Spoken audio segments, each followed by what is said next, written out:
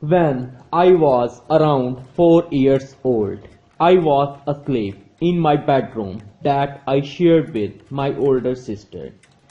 I had always been afraid of dark. There was something I always sensed watching me from my closet, so I always slept with the hall light on. I suddenly saw an older woman, and she was wearing a white dress, typical of when you think of an angel visiting you. I was afraid, though, and it was not a dream because I remember the sudden urge to open my eyes and to wake up, so I was awoken by her presence.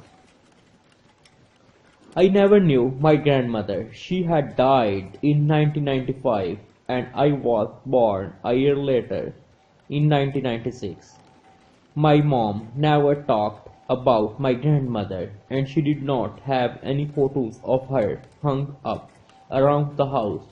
I did not even know what she looked like. As I remember, as I become older, I learned to be careful of things that take form of dead relatives because of demons that would take those forms to trick you. However, in that very instant, I knew exactly who she was, and she did not even have to say anything. Her presence was very comforting and very warm despite learning later as an adult she was anything but. The most comforting thing was when she sat at edge of my bed and she actually spoke to me. The conversation started off normal and she asked me, "How are you?" I replied, "I am fine." Then she asked something from me that took to heart and will never forget. She told me, "Watch out your mom and be nice to her."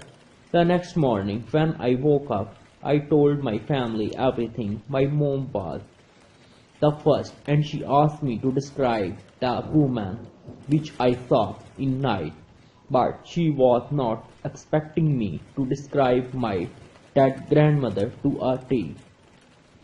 This was my first memorable encounter of paranormal, so not only did I see a full apprehension, but I had a full-on conversation with her.